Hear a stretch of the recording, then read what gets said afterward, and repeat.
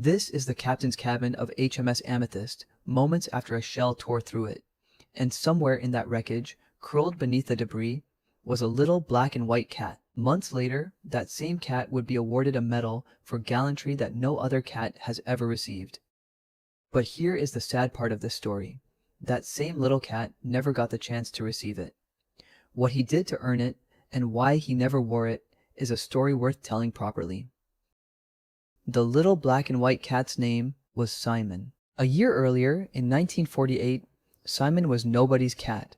He lived among the crates and ropes of the Hong Kong dockside, thin, hungry, easy to walk past. Then, one bright morning, a young sailor spotted him, perched on a tea chest at the edge of the dock. The sailor's name was George Hickenbottom.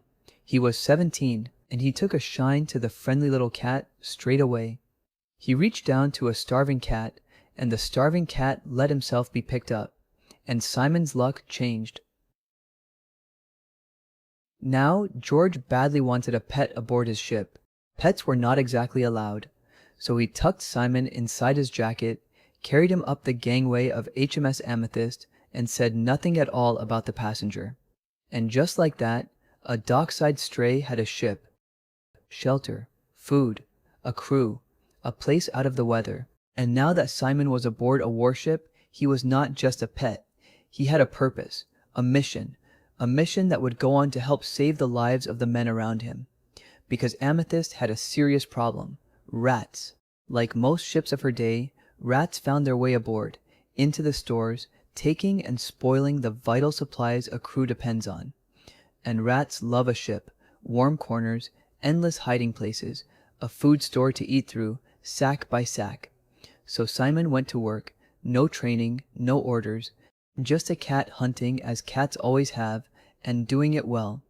The crew noticed, and the stray became the ship's cat. The captain was Lieutenant Commander Bernard Skinner.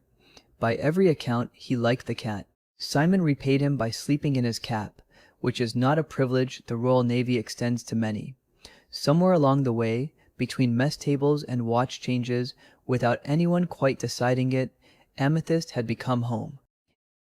In April 1949, Amethyst was ordered up the Yangtze. China was at war with itself. Her task sounded simple enough: reach Nanjing and stand by the British embassy there. But the Yangtze was a front line. Communist artillery was dug in along the northern bank. Skinner took her upriver carefully. Guns tracked her from the shore. On the morning of the 20th of April, the shore batteries opened fire. Shells crossed the water. Men standing easy are fighting for the ship. One shell finds the captain's cabin. Lieutenant Commander Skinner is killed. Simon lies curled in the same cabin. The blast drives shrapnel into his body and burns his face and back. Across Amethyst, many of the crew are killed or wounded in those first minutes. The ship is hit again and again, damaged, run aground, trapped in range of the guns. Simon drags himself into the dark below decks and disappears. He hid deep in the steel of the ship, among pipes and darkness, where no one could reach him. For roughly 5 days, nobody saw him. Above him, the crew treated their wounded and fought to keep the ship alive through the long drag of hours. Nobody knew if Simon was still alive, or where he was. In the end, it was hunger that brought him out. A crew member found him. Thin, filthy, badly hurt. He was alive. In the sick bay, his wounds were cleaned and dressed, and Simon set about surviving them. Recovery came slowly. Food taken, a head lifted, a few unsteady steps. He was not the same cat who walked into that cabin.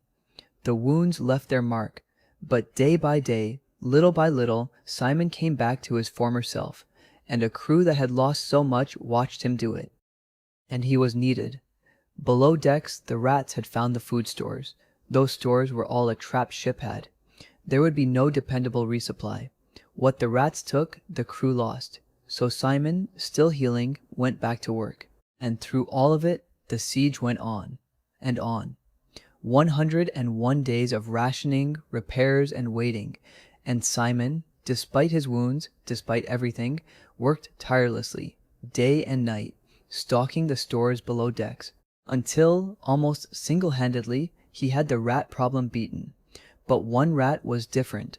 One rat had grown so big, so bold, and so hard to catch that the men gave it a name of its own.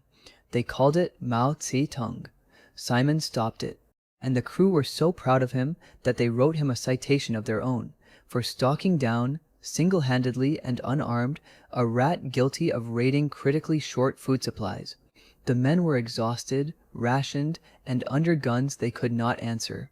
Simon could not fight the guns above, but below deck he could do two things. He could guard the food that kept his crew alive, and he could sit with the wounded, a warm friend at a bedside, when comfort was the scarcest supply on the ship. On the night of the 30th of July, Amethyst prepares to run down the river. In darkness, past every gun that has held her there, she will go with the damage she carries. Patched, cut away, worked around, there is no other choice. The crew goes quietly to its stations. Simon is aboard, deep in the hull, and in the dark she slips her cable. Amethyst runs down a black river at full power, 3 months of damage in her hull. The shore batteries open fire. Shells smash into the water around her. Again and again, Amethyst narrowly escapes the next hit. A narrow river, and nowhere to hide. A tired crew does 100 jobs at once. Below, through every shutter of the hull, Simon rides it out with them. Amethyst keeps going. Somewhere before dawn, the firing fell behind. Nobody dared believe it yet. Then first light, open water, and ahead, coming out to meet them, the fleet, their own. Safe at last. The story raced home ahead of them, and the British public fell in love with Simon. The letters began arriving in sacks, thousands of them, addressed to the cat. Simon was awarded the Dickin Medal, the highest honor an animal can receive for gallantry, and his crew, so grateful for his courage through the siege, gave him their own Amethyst campaign ribbon and a title all of his own, Able Sea Cat Simon. In November, Amethyst came home to cheering crowds along the dockside, and Simon came home a hero. But there was one rule even a hero could not skip. British law required every dog and cat entering the country to spend 6 months in quarantine. No exceptions, not even for Able Sea Cat Simon. So while the crew went home to their families, Simon went to a quarantine kennel far from the sea. After a warship full of friends, Simon's home was now a cage with a wire door. Sadly for Simon, his health began to fade. A few weeks in, he stopped eating and sank quietly into illness.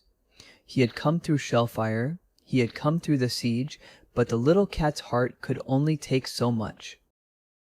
On the 28th of November, 1949, as winter settled over Surrey, Simon slipped away. A viral infection, they said. The vet who cared for him believed that heart, worn by everything it had carried, had simply given all it had. Simon's short life, just 2 years, had come to an end. But what a hero he had been. Simon was buried 3 days later at the animal cemetery in Ilford, in Essex, in a little wooden coffin draped in the Union flag. Flowers from strangers were already waiting on the grass.